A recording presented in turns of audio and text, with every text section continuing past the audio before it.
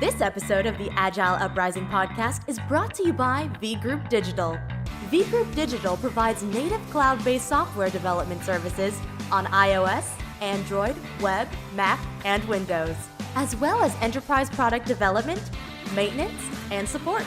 V Group Digital is led by a team of agile practitioners who believe in collaboration, constant feedback, and delivering the highest value at all times. Visit www.vgroupdigital.com for more info and mention the Agile Uprising podcast to get up to 15% off all development services.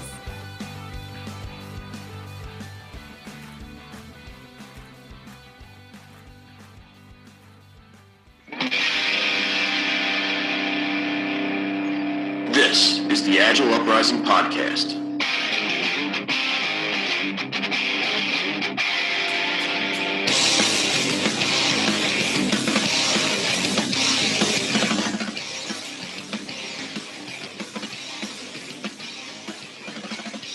All right, welcome to the first official podcast of the Agile Uprising team.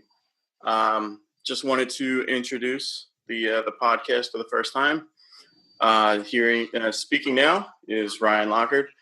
I'm one of the co-founders, and joining me today I have Jason Cusack and James Gifford. Guys, why don't you go ahead and get your voices heard? Give a quick introduction of who you are, what your background is, what you're doing currently.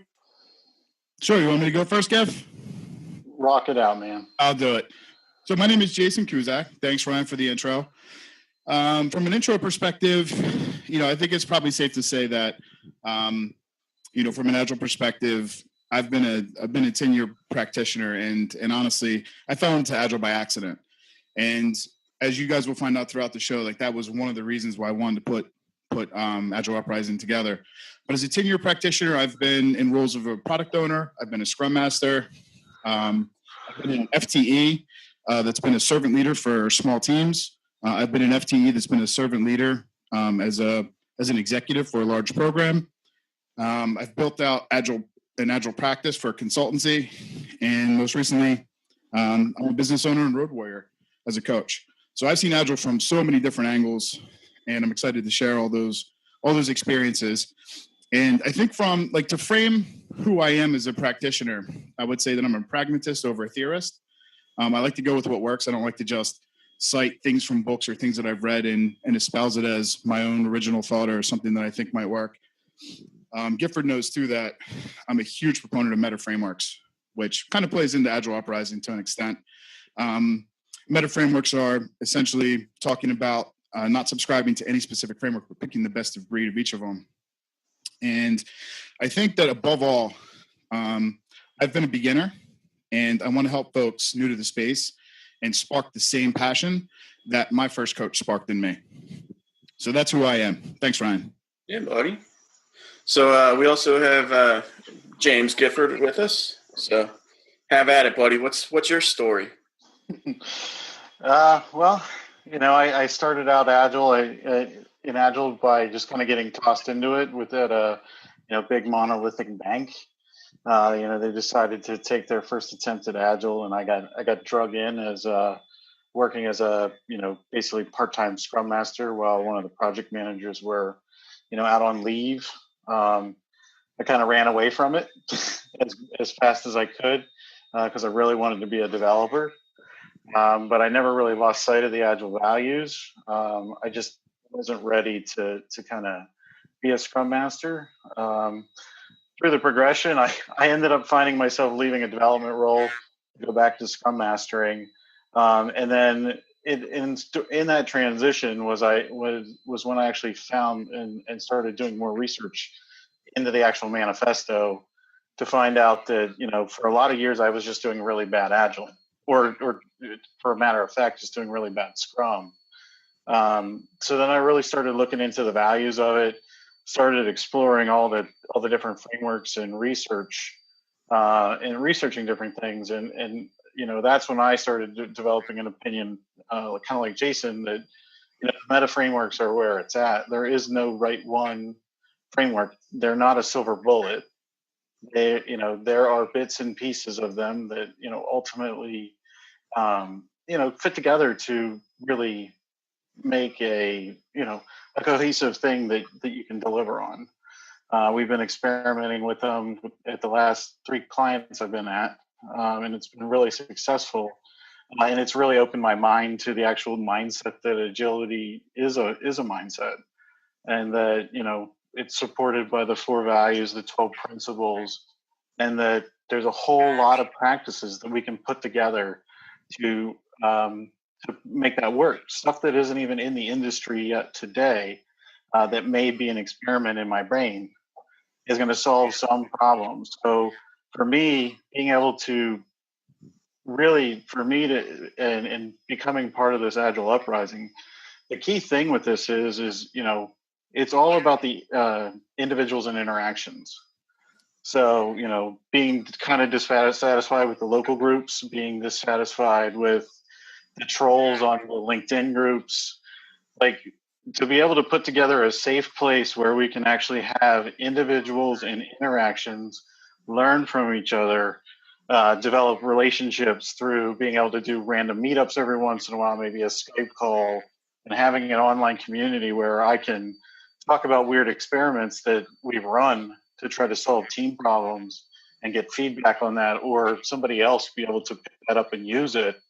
That's kind of a game changer for me. I know Jason's had an opportunity to really influence me. We started talking about scale retrospectives, when we were together, and now that's a solid tool set in my repertoire.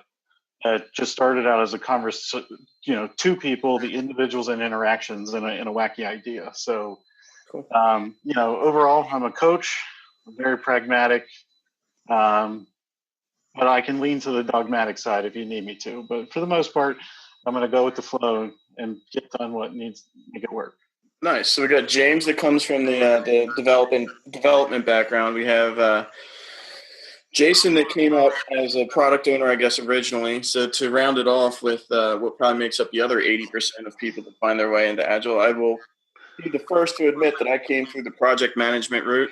I did probably almost a decade as a project manager before actually really cracking the books and getting deep into lean and agile thinking. And for the last 4 or 5 years, that's basically consumed the way that I approach teams, approach problems, approach life. So, I think it's interesting how the 3 of us are doing this first episode, and the 3 of us all came at it from various angles. So, all right. So this first episode, the theme of this episode will be, what the hell is the Agile Uprising?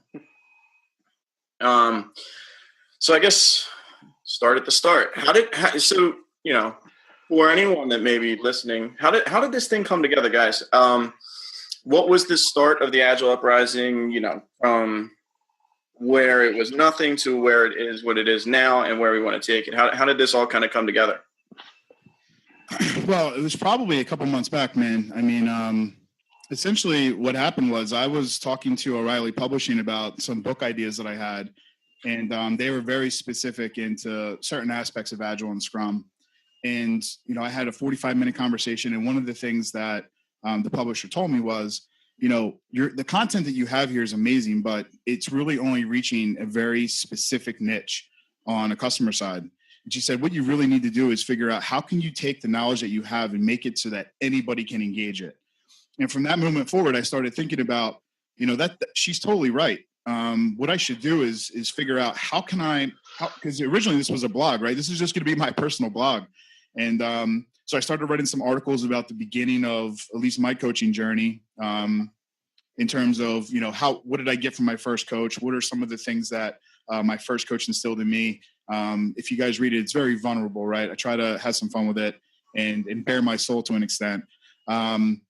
But I put up my blog and started writing, and then really, I guess, we had Heart of Agile, and that was just a separate thread and turned into a confluence of having all these people that we had worked with throughout the course of our history kind of come together in 1 2-day event. So what's for anyone that doesn't know, Heart of Agile, what is that? Giff, you want to take that one? Yeah, so the Heart of Agile is Alistair Coburn's push to get back to the basics. It's based on the fundamentals of collaborate, deliver, reflect, and improve. So basically boiling the manifesto down to its simplest form. But it was taking that concept of what Alistair was pushing, and you guys actually stood up the first Heart of Agile conference, correct? We did stand up that Heart of Agile conference. It was 2 days in Philadelphia. We had roughly 125 practitioners ranging from executives all the way down developers, testers, coaches. We had a really eclectic group of people that came through those doors, all with a focus on an agile mindset, as opposed to, just the normal stuff that you would get at a Scrum gathering. So it was a really cool conference, a really good experience. I think it's funny because by the time the Heart of Agile came around, because I was at the conference, that was at least the second time I've run into Jason Cusack. We bounced into each other in Phoenix at Scrum gathering either 2014 or 2015. And he introduced himself as, "Hey, I'm somebody who worked at the company you work at now." And I think our timelines didn't actually mesh. And, we talked and didn't talk again for a few years. And for you and me, that was definitely the second time we ran into each other because we were both speakers at the conference a few months prior. So I kind of feel that was the convergence, and probably without, using a word that might be a little touchy here, the genesis of the Agile Uprising as it kind of stands today. Yeah, right. And I think you and I actually met twice. We met once at a table at the Phoenix event, and then I think you and I met again because we started sharing the same story, and I was like, I think I met you before. Yeah. But I think the first time you may have had hair. So I was confused about who I was actually talking to. But I think that right after Heart of Agile, we had a great time there, right? We shared our numbers. I'm right now consulting in DC, and I remember texting you. I think I actually connected with you on LinkedIn, and I was like, "Hey, LinkedIn messaging isn't the greatest. Everyone kind of realizes that that's not a plug for LinkedIn. LinkedIn really needs to fix that shit." But at some level, right? We were messaging through LinkedIn, and you said, "Dude, how great would it be if we just had some easier way to do this, like a Slack channel of some sort?" And I had already created a Slack channel for some other purpose. I invited you to it. And that kind of spawned the invitation of all of our close associates into that channel. And to me, all those things led up to that moment. That Slack channel is what I kind of consider the actual birth of the uprising. Yeah, and what was interesting was, that Slack channel started off with, honest to God, I think it was just me and you. And then we started, and I think Giff might have been in on it early. And then we started bringing in some of these others, Mike McCalla, Andy Cleff, Andrew Leff, Rob Legati, and some of these other guys who will probably be on the second episode talking about their feelings on the Agile Uprising. But it was, for me, I remember, I think I sent you a text one night, Cusack, where we were sharing more information in that Slack channel than I had ever pulled out of any of the local, regional, or even some of the national conferences that we've been going to, just because we're not a whole bunch of pragmatists, or we're not a whole bunch of doctrine guys. We're not a whole bunch of guys writing books and giving these same talks that are regurgitated city after city, conference after conference. We're guys that are living and breathing in the trenches, and we're talking about, hey, I ran into this today. How would you guys handle it, or how have you guys handled distributed retrospectives? And we're sharing all this information, and it felt selfish almost for us to kind of share this in the closed wall of the Slack community. And we try to figure out how we can start broadening this and creating those conversations and interactions that Gifford was talking about a little bit ago, and open it up. And Slack has its applications, but to make this more scalable, that's when the idea of the coalition kind of came together, right? Yeah, I mean, so essentially we invited, it was almost like, hey, invite one of your best Agile friends to the Slack channel. And then that best Agile friend invited their best Agile friend. And then we ended up having like this channel of 12 or 14 people. And we said, one of the drawbacks of Slack is that we can't, there's no way to get this to a larger community. It's kind of stuck in our channel, right? We could do thousands of screenshots. I mean, I have the messages. I think we traded 1,000 messages that first week, which is kind of crazy. But then Ryan, I think that you started exploring with Matt Morges, the notion of discourse and saying, hey, maybe this is a forum that we can take some of those Slack channel conversations and bring this to a much larger audience so that people can engage and share it. Yeah, and I think when we talk about what exactly is the Agile Uprising, it really breaks down into three different chunks. I mean, we're going to spend a good bit of time talking about the coalition because I think that is the obvious. That is the one that has the most dynamic nature and the most engaging pull.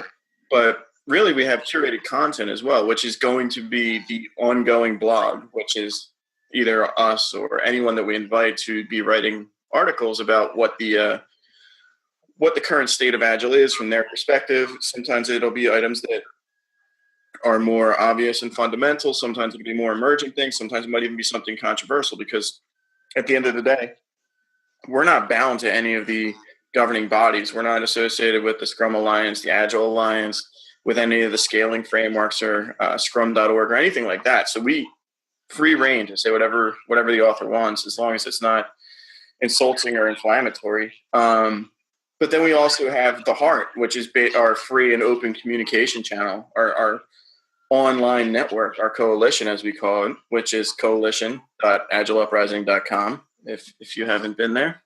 But I think what's really cool is the third tier, which is kind of our question mark, right? It's we have a bunch of experiments, as Giff was relating to them. We have some ideas that we're starting to kick around that we want to validate before we go too far down with them, since we, at our core, we are lean thinkers, we are agile thinkers. But it's the unknown, right? So, yeah, one of the items that I know that the team is working on pretty actively right now is the idea of tracking down as many of the original Agile manifesto signers as possible and getting their thoughts on where was your head leading into the manifesto event, and what are your thoughts after the signing, like what the industry has done with the output and the outcome. We think we owe it to the community, but also we're a bunch of selfish Agile nerds. We want to know what these guys were thinking. We want to know what they think, It's pretty interesting. No, I think that's a great segue too, man. And Giff, I want to throw this to you in a minute because I think that the manifesto look back was something that kind of spawned from something that you and I did together, which was last March when we put together Agile Madness, right? The point of Agile Madness was to talk through how do we as a coaching practice expand our collective intelligence about the history of this space. One of the things that we did was we set up almost like a March Madness bracket. Go ahead.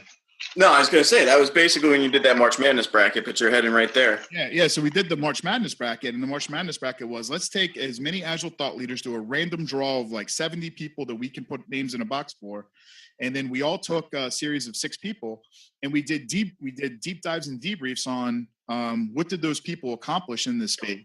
And we almost had a playoff, right? Of, hey, if we had these measurements, would this person be better than that person? And it wasn't so much to say like who's the best Agilist, as much as it was to say here's a platform to educate people about this history and paying homage to the people that kind of paved the road before us.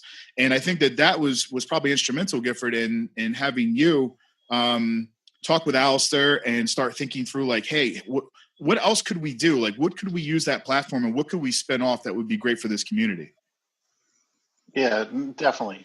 So yeah, the Agile Madness, and one of the reasons that this all kind of came about was we were doing that research for the manifesto signers was, since it happened back in 2001, all of that information is just kind of lost in the ether. Like it isn't on it's not on the internet. The internet wasn't, like it was today. Alistair wasn't throwing together a blog of what he was doing right prior to in the mid to late 90s when all this stuff was getting kicked off. So part of the goal of being able to go back and actually round up that information for the community and have that time capsule of what were we doing prior to the manifesto? What was it like being called up to be part of that manifesto?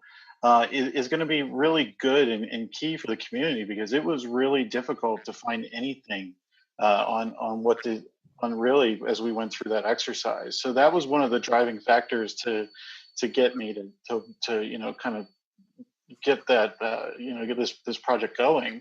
With that first interview where with that first manifesto signer we've talked to, just the information that came out of that time capsule piece, and where he's, since he's had the chance to live this and be there from like ground zero, to actually hear his thoughts and feelings on that is really enlightening. He's feeling a lot of the pain that a lot of the, our like-minded people that are already starting to join this channel are in. So, from an overall standpoint, I think that, this is going to be an extremely successful project, which is going to be able to let us lead into other types of projects around, maybe interviewing the top testing people in the industry, and really being able to deliver to the community some stuff around, very specific targeted areas, based on the great people that we're going to end up meeting in the coalition. So obviously more to come on the manifesto project that we're taking on, but the intent is just to get a couple of these interviews under our belt and start incrementally rolling out the output. What that output is, sometimes maybe an audio interview transcribed down into some text. Other times it may just be straight text. But the cool thing is that we're iterative and we're incremental. So we're going to roll these out as we have them and as they're meaningful in the best format that we can. So it's super exciting. So then so as we're talking about what is the Agile Uprising and, why is it different than every other communication channel that's out there in the Agile world? I think one thing that we're really hinging on is our ability to be open and our ability to pivot off of any ideas. So, and Andy Clef, who's one of our founding members with us here, he came up with the concept of a constitution. And it seems really formal, it seems really regal, but we kind of went at it the way that we go at everything. We did it with some loose, formality, and then we probably threw a little bit of our tomfoolery into. But what's interesting is it's published. If anyone's interested in what is the Agile Uprising and how do you guys plan to organize and how do you guys plan to format and structure yourselves, it's open source. We have it on agileuprising.com. You can get straight to the Constitution from there. And we also plan, we will be governed by a board, and I don't want to bore this podcast with what the board is and all the rules and everything, but we plan to open source the board notes as well, the board meeting notes, so that everyone knows what we're talking about and where we're heading, and making sure that it's a collaborative, transparent organization. But there's 3 words that we kind of made sure were ingrained into our Constitution. And it's, if you're an Agile practitioner of any number of years, these words should be familiar with you.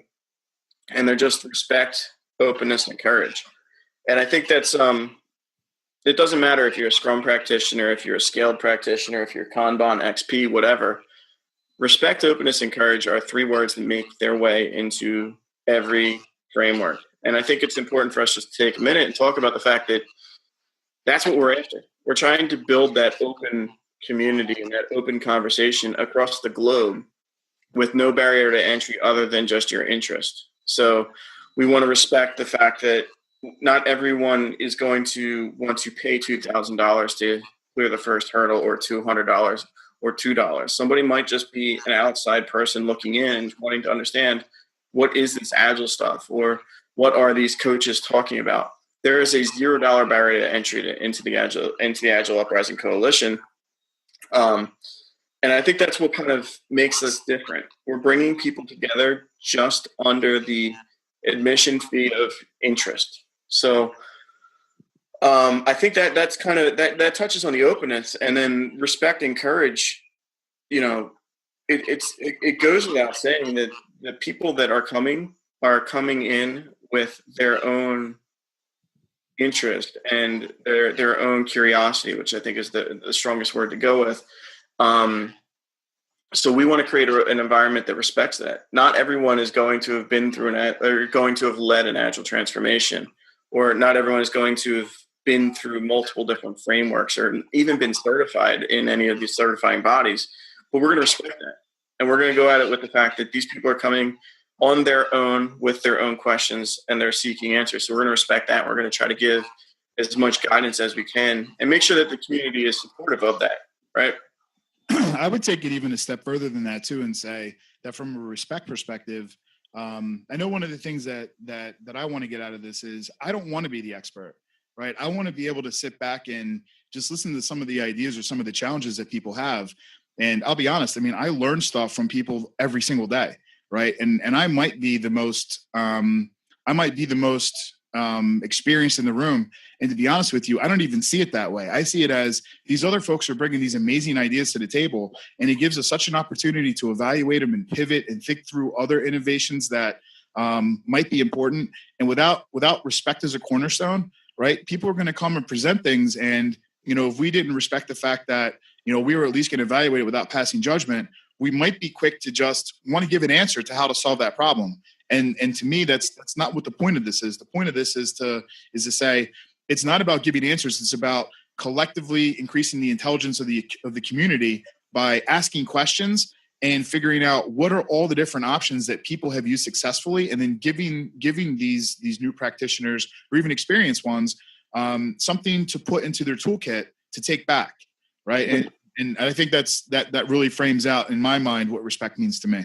No, absolutely. And I think there's conversations going on right now on the coalition site that, I don't know what the level of expertise of these people are because they're so young, and some of these people are in different countries and such, but they give a perspective or a question, or they pose a mindset that is foreign to me.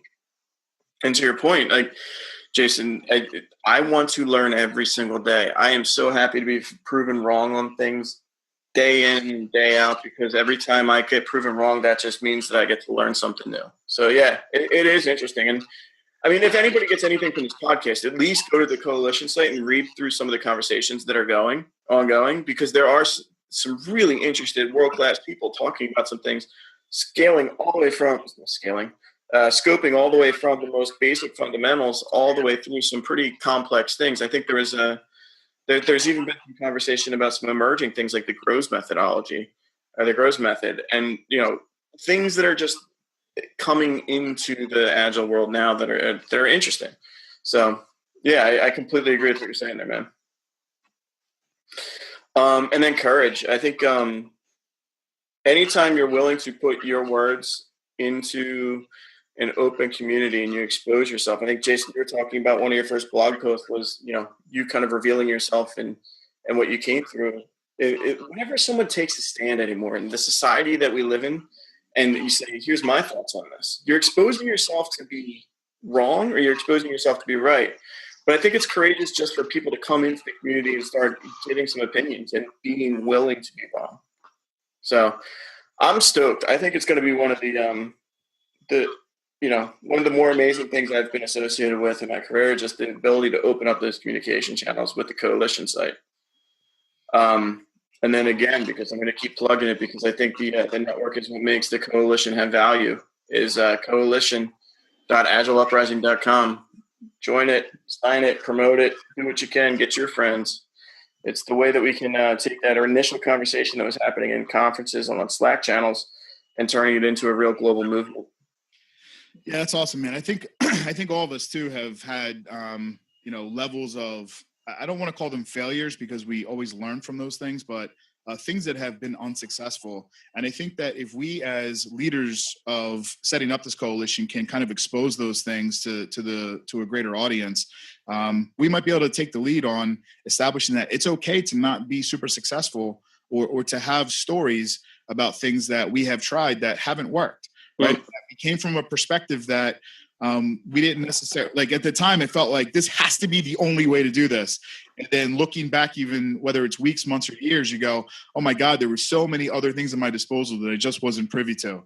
And, I think one of the other things is I'm hoping that this community helps to moderate that respect foundational concept too, where, if it seems like, anyone is going after someone for being vulnerable and for having that courage, that we're going to regulate that. We're not going to let that happen, right? As long as it's a constructive conversation, that's what this is meant to be. But it's not meant to, have some guy come in and say, this is the only way to do it. I have, the perfect answer for everything. So, I'm super excited about it too, man. I think we got a really great group so far. and it's going to be cool to see it grow. You mean we can't have the guy that says 3 points equals 2 days? I saw that guy. I mean, you know what? I'd like to have that guy in here because it'd be great to hear, like, why did you think that was going to be a good idea? Because maybe there was something to that. Like maybe within the confines of what his experience was, like maybe there was a reason to do that. And maybe in that particular moment in time, at that particular organization, that would have worked. Right. So this is how I know you're more evolved than I am. You want a 5 whys, the 3 points equals 2 day guy, whereas I just want to nuke him. But cool. All right. So we kind of did a B- level job of explaining what the Agile Uprising is, where it came from. But what's next? Like, what are we going to do? Where is this going to go? Why does it matter? You know, what's in it for me not me, Ryan, but me, the guy listening or the gal listening or the person that's thinking about joining the Agile Uprising? Why do I give a damn about the 3 knuckleheads talking right now? Gifford, do you have a response for that? Why do we care about these 3 knuckleheads? Yeah. So, I mean, like I said, you know, we are building a community that, you know, I keep just going back to that first value in the Agile Manifesto, the individuals and interactions. You know, and you guys have all alluded to it. You know, Jason, and we just covered the 5 whys of that, you know, of that 2-point story guy. You know, we've had some really great conversations around scaling and some of the fundamental bits and pieces that are in scaling that, you know, Andy Clef wasn't even aware that the Dunbar number, because I keep bringing up these weird scientific things because I'm going down some really weird experiment paths. But, you know, Andy Clef had no idea that the Dunbar number was buried in some of the way that SAFe puts together that art. So with us being able to, you know, bubble up these weird facts, we're educating people to go dig deeper. You know, that's kind of why, you know, I got into, you know, back really where I am today is because I found a nugget of information from an interaction with an individual that sent me down a path to go research and explore. So as much, you know, you know, in my mind, we are going to open the eyes of a lot of practitioners that may have been the guys sitting there on LinkedIn yelling at each other that no Scrum is better, no Kanban is better. It's like watching Billy Madison and him fighting over the shampoo and the conditioner and which one's better. But like, that's where this place is going to go. It's going to be a place to, you know, validate ideas, like something crazy like creating value stream containers as a method for scaling. Like that's an idea that I'm kicking around that Andy Clef was more than happy to jump in and take some time to, you know, help me refine it. So, Andy Clef is getting some love on episode 1. Yeah, I know, man. It's awesome. That, you know, I'll be able to share out with the community and get that feedback. I'll have that courage to post that information and have a sounding board for people to actually read, learn, you know, maybe validate me or you know, say that's going to be totally difficult to do. You know, I look for it to becoming a great place to be able to field questions like, you know, what do we do when our organization won't get away from the component teams? How do we still do Agile? How do we, you know, decrease dependencies and increase throughput? Could we use a product owner stand-up of some sort to coordinate that kind of stuff? Like, there are going to be some game-changing ideas that just come out of those individuals and interactions because it's going to push us to become better people. Nice. I mean, ideally, I would like to see more women in here. You know, the coalition isn't pulling in, you know, hasn't pulled in a ton of women. And I know that there are, you know, being at the Global Scrum Gathering last year, I talked to a lot of really intelligent women that had a lot of really great ideas. But, you know, hopefully this is going to be a place that, you know, everybody feels welcome. And, you know, with our openness, you know, it's not a man's world anymore. And, you know, it's the women in tech and women in Agile. You know, that hopefully that openness is going to bring them here and give them a, you know, a place in the recognition that they deserve. You know, I mean, I think we could even dedicate an entire podcast to the women of Agile. I have to stand up for my mother right now or else she'd be slapping me in the back of the head. It was never a man's world. It's just we're finally getting enlightened to the fact that the women have as much, if not more, to contribute. Amen. Thank you. Yeah. So I mean, the other thing is, I think you're right on. We definitely do owe it to the women that have been moving the needle as much, if not further. I mean, we have Lisa Atkins, who's the coach's coach. We have Joanna Rothman. Wow, I really struggled there. We have Mary Poppendike. We have these women out there in the Agile community, in the lean community, that are really starting to move the needle as thought leaders. And I think we do owe it to that whole segment to just start talking about it and engaging with them on a show. However, I think show 2 will be some of the other founding members getting together and talking about their interest in starting the Agile Uprising and their interactions on the coalition and some of the experiments they have going on. So that's probably going to be episode 2. Yeah, I think it's fair to say too, Ryan, that this isn't about the three of us, right? This is because I think one of your questions was, what's going to make people come back? I mean, at some level, we are probably all the bravest person in the room on most days. And I know that I conduct experiments where I say things or write things down just to see if people are even paying attention to what we're talking about. But this is not about us. This is about getting this community together. It's about talking to the every person. It's about bringing the every person onto the show. And I think it's also about featuring the people that we've had great relationships with, that we have worked with over time, because, none of us are a brand name. And the fact that we're able to take some time and kind of celebrate the successes of all these other people, in addition to bring the every person into the show over the course of time, I think really says something about us, right? This is not about us. This is about the community for sure. Yeah, and with that said, none of us are brand names, but I know as we're coming to a close here, we do have a couple events coming up. Where we will be supporting cast. So I know, James, you and I will be at Agile Camp in a few short weeks up in New York. Each as segment speakers. I'm going to be over in the UK doing a little UK tour, doing a couple events over there.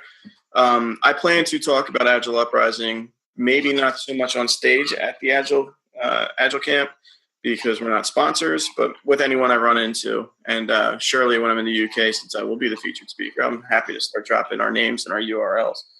But yeah, it's exciting, and I completely agree. The idea is not to promote ourselves. The idea is to promote Agile Uprising, to get that community built, to get the conversations going, to start creating those interactions, and start partnering up people regardless of where they sit, what their geolocation space is. Get them talking to that thought leader in Poland or that person in Germany that came up with some great way to handle retrospectives that hasn't quite made its way to the U.S. Or maybe start sharing some of these great ideas that are coming out of the U.S. with folks in different areas. So I think that's kind of I'm going to give us now a solid B+, guys. I think we took it from a B- to a B+. I think we defined what the Agile Uprising is. Do either of you guys have any final thoughts before we call this one done? Well, one of the things you keep leaving out is to follow us on Twitter at the Agile Uprising. So don't forget to plug our Twitter handle. Yeah. That. No, I really appreciate being able to get together with you fine gentlemen to have this talk. So looking for the next one. Yeah, I think my final word, Ryan, would be it's going to be fun to look back at this first episode, after a couple of weeks, couple of months, and maybe even after a couple of years, and kind of laugh at each other for where we actually were able to take this with the help of everybody else. So, I'm with you, B+, man. Yeah, solid B+. That's what I shoot for. I don't want to throw those A's out there. I don't get too excited. This isn't getting taped up on the refrigerator, but this is definitely going to get us by. These get degrees. There it is. All right. Well, for anybody that's listening along with us, if you have any questions, we will soon be posting our email to get in touch. You can find most of us on the coalition board if you want a direct message. If you want to start a post about this podcast and really flame us hard, that's cool too. But we look forward to interacting. And that's really the message here, that we're trying to build a global platform that is free to join, that is easy to join, and that's going to start creating those interactions and start driving that agile mindset and that lean thinking forward. So hope to catch you next time. We'll do episode 2 very soon. And we look forward to talking to you either virtually or in person soon. Take care.